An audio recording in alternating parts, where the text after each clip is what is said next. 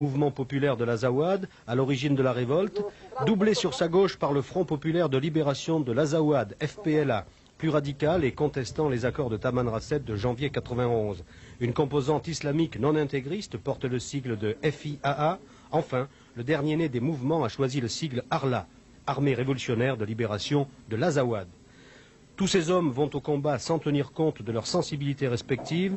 C'est la camaraderie du feu, difficile à retrouver au niveau des états-majors politiques de la rébellion. Une des plus grandes réussites d'Edgar Pisani, médiateur discret de ce conflit, aura été de réussir à les faire parler d'une seule voix devant l'interlocuteur malien. Très peu de combattants sont voilés. Ils disent que la coutume reviendra quand ils auront gagné. Ils savent aussi que certains ont été étranglés ou pendus avec leur turban.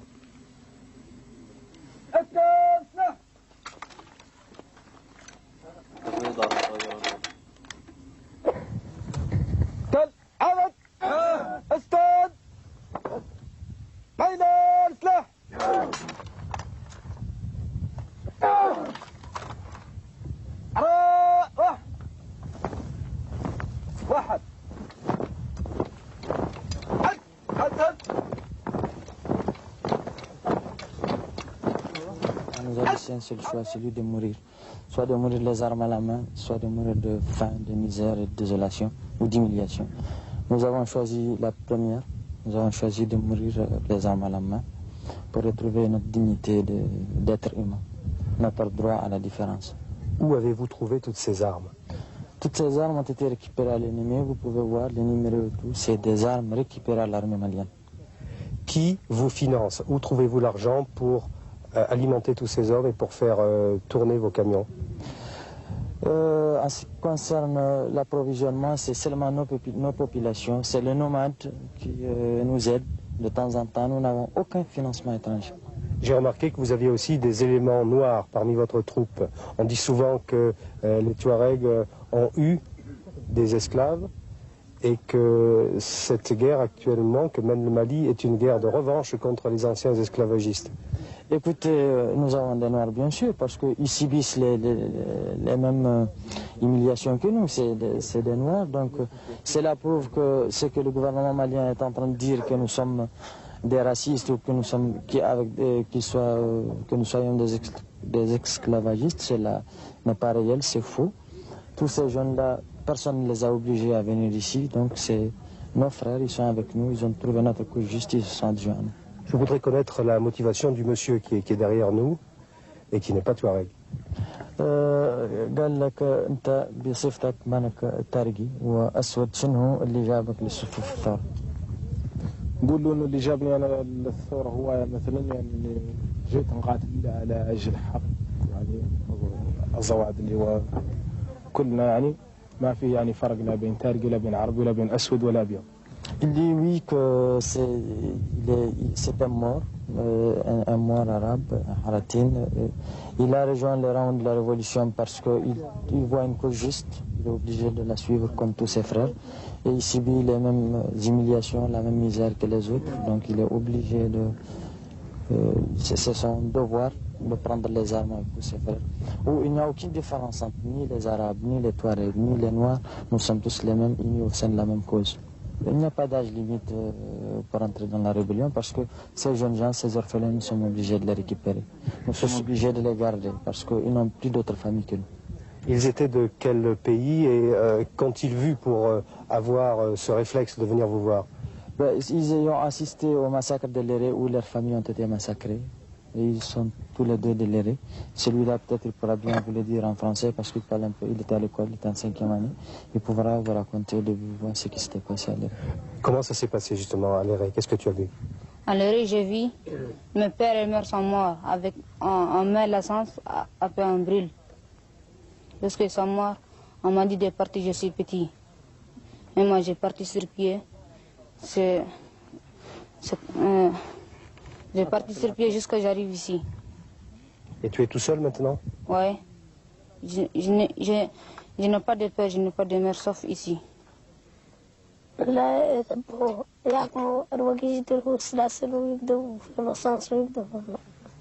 dit qu'ils arrêtent les gens, ils les enchaînent.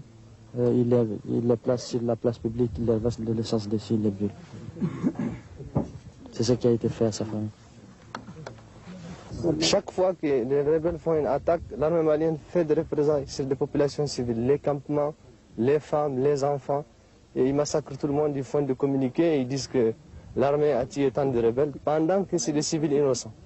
Les communiqués officiels disent que vous êtes des brigands, des bandits et des gens qui cherchaient à voler du matériel plus qu'à défendre une cause. Nous ne sommes pas des bandits armés, nous ne sommes pas des mercenaires assoiffés de sang, nous sommes des jeunes gens qui ont été contraints à prendre des armes.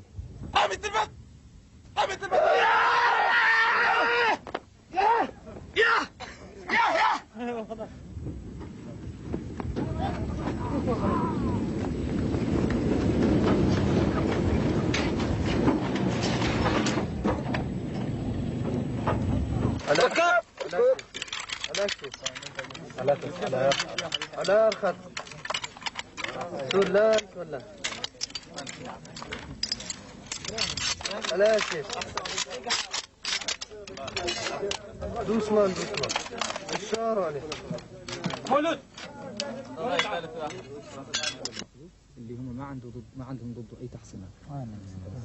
Il dit que les Maliens sont souvent immunisés contre les fers. Afin qu'ils n'échappent pas à la mort, là, on enlève le fer de la balle et on met le bois. Et dès que ça part, il meurt.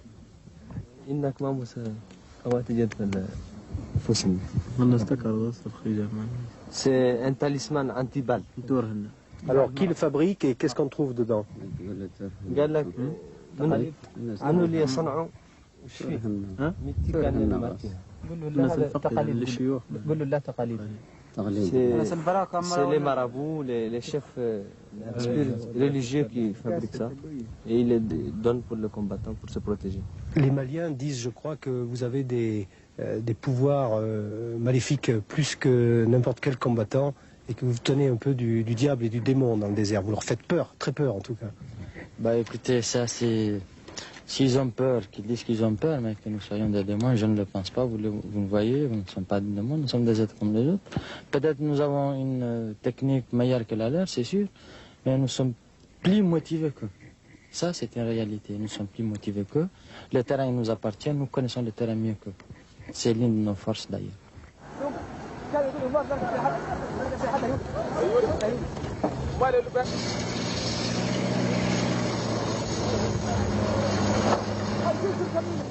On a voulu longtemps nous garder sous la tente, prisonniers des sables et de notre ignorance. Mais aujourd'hui, il y a eu une jeunesse qui refuse d'être couchée, qui refuse d'être traitée en tant que jeunesse marginalisée, en tant que jeunesse vagabonde et qui cherche à se libérer, qui cherche à se définir, qui mène le combat pour faire prévaloir son droit à la différence. La plateforme d'Alger a retenu 5 conditions. La première d'abord, c'est un système fédéral avec toutes ses conséquences. La deuxième, c'est la démilitarisation complète de l'Azawad. La troisième, c'est la mise en route des programmes économiques de développement pour corriger et combler un retard de 32 ans. La quatrième, c'est l'arrestation et le jugement des responsables des massacres des populations civiles et des pillages des biens des populations de l'Azawad. La cinquième condition, c'est une indemnisation juste et équitable. Et c'est ce qu'on a appelé la plateforme d'Alger du 29 octobre 1991. Nous attendons de la France une présence humanitaire, nous attendons de la France un soutien médiatique, nous attendons de la France de faire prévaloir un droit d'ingérence humanitaire à l'image du problème kurde. Guy Vautier, est-ce que vous n'avez pas peur de compromettre votre association en vous trouvant ici sur un front de la guérilla Azawad? Je ne sais pas l'idée, vous savez, je n'ai jamais fait de politique, je ne comprends pas grand-chose. Tout ce que moi je cherche, c'est toujours à essayer de voir des gens qui souffrent, des gens qui luttent pour leur propre cause, des personnes, des femmes, des enfants. C'est ça qui m'intéresse, c'est le côté humanitaire. Et moi je reviens toujours au côté humanitaire parce que je vous dis, je ne comprends rien à la politique, rien du tout. Je sais que simplement, là ici, il y a des gens qui ont le droit de vivre. Et en ce moment, ils n'ont pas le droit de vivre. C'est tout ce que je vois. Retour en Mauritanie par le camp de réfugiés d'Agor. Il faut prononcer Aror. Nous l'avions appelé Horreur. 4000 personnes, 15 à 20 morts par jour. Un réfugié sur 2 est un enfant. Malnutrition, diarrhée, épidémie de rougeole et de coqueluche. Les plus lucides partent dans la brousse pour éviter la contamination. Le peuple touareg vit l'épisode le plus dur de son histoire, le dernier peut-être pour les Touaregs du Mali. 50 000 réfugiés ici en Mauritanie, autant en Algérie, 70 000 au Niger. Les autorités maliennes sont en train de réussir une opération d'étouffement silencieux. Quelques massacres, quelques rumeurs, et la panique déclenche un exode massif avec la misère comme solution finale. Pendant ce temps, à Bamako, le jeune pouvoir se pique de démocratie, une démocratie de discours pour ne pas tarir la ressource principale du pays, l'aide internationale des pays riches. Double langage aussi à l'intérieur du pays, où tous les responsables souhaitent la paix et l'unité, tout en fermant les yeux sur les crimes de l'armée nationale. Au camp d'Aror, les sacs de blé de la communauté européenne et des USA finissent en linceul pour les cadavres.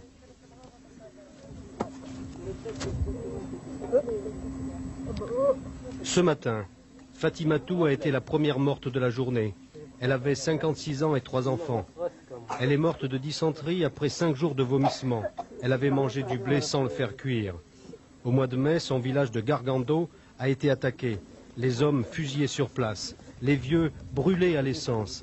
Elle avait réussi à s'enfuir avec son mari, sans bagage. Elle avait parcouru 500 km à pied jusqu'ici. Son voyage est fini. Son mari était mort de fatigue en arrivant.